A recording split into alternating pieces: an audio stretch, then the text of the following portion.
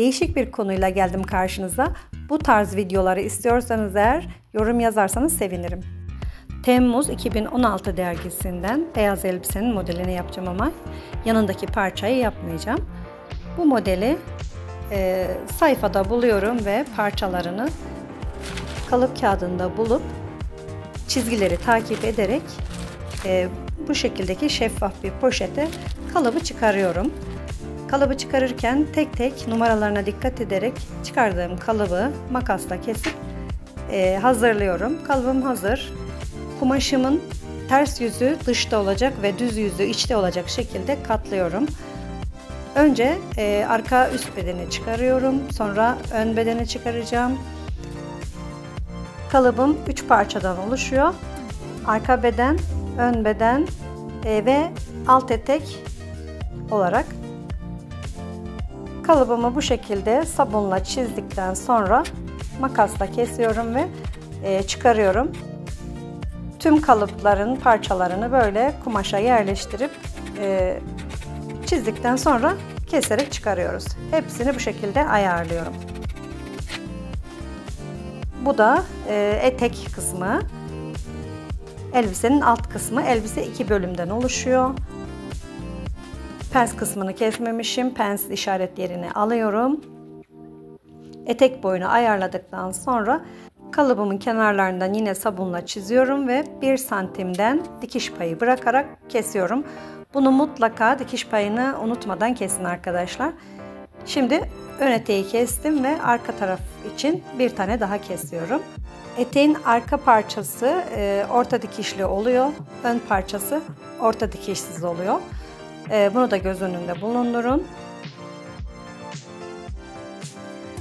Kalıbın sabunla çizdiğim işaretini diğer tarafına geçirebilmek için karbon kağıdı kullanıyorum. Bu şekilde karbon kağıdını kumaşın altına koyup ruletle çizgiden geçiyorum. Üstteki sabunla çizdiğim çizgi alttaki kumaşa da bu şekilde geçiyor.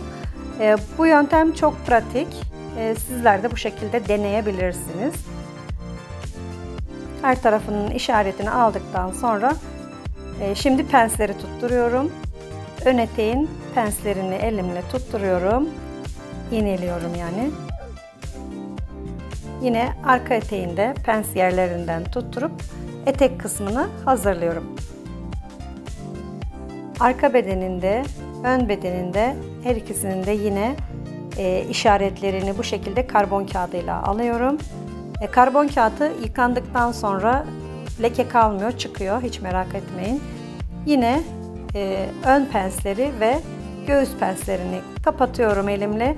Bu kapattığım yerlerden dikiş çekeceğim. Bu şekilde iğnelemeniz sizin için daha kolay olacaktır. Şimdi makineye geçiyorum. İğneyle tutturduğum pensleri hepsini sırayla dikiyorum bu şekilde.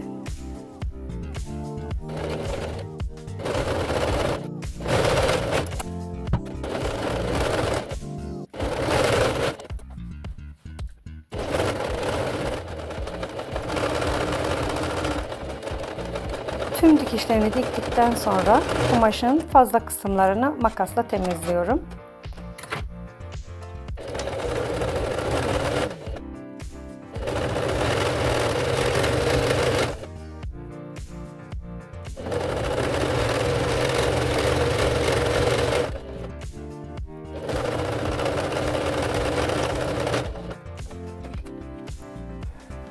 Elbisenin yakasını kapatmak için pervazlar ayarladım.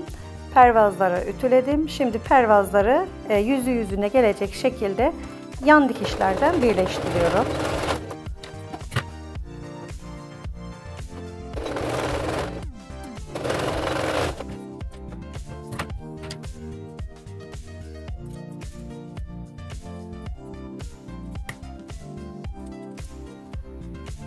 Elbisemin fermuarını dikmeye geldi sıra. Fermuarı ayarlıyorum. Önce iğneliyorum. Sonra makinayla bir dikiş çekiyorum kenarından. Makinenin fermuar ayağını takıyorum. Gizli fermuarı da ben bu ayakla dikiyorum. Ayrıdan bir gizli fermuar ayağım yok. Fermuarı açık dikiyorum. Hepsini açıyorum ve Elimle fermuarı yerleştirip bu şekilde tam dibinden dikiyoruz. Dikkat edelim, fermuarı dikmeyelim. Hazırladığım pervazı fermuarın başlangıç kısmına gelecek şekilde iki tarafında eşit olduğundan emin olduktan sonra makinesini çekeceğim. Bu şekilde ayarlıyorum ve pervazın dikişlerini çekiyorum. Yakayı bu şekilde temizliyorum.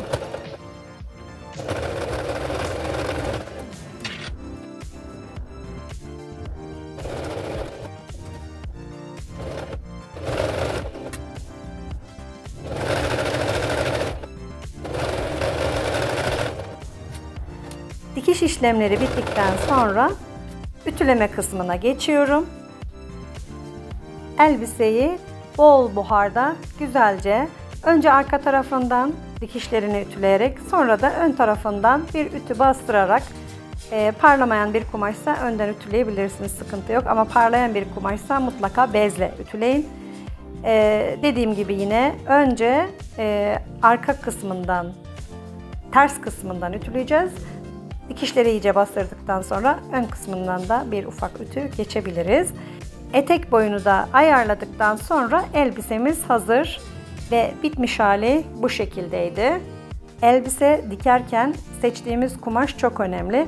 Hem rahat dikmemiz ve hem de üzerimizde güzel durması için elbiselik kumaşların biraz tok olması güzel oluyor. Başka videolarda görüşmek üzere. Hoşça kalın arkadaşlar. Arkalı önlü elbisemi gösterdim. Sizler de bu yöntemle elbise dikip giyebilirsiniz. Kendi giysinizi kendiniz tasarlayabilirsiniz. Hoşça kalın. Sevgiyle yaşamda kalın.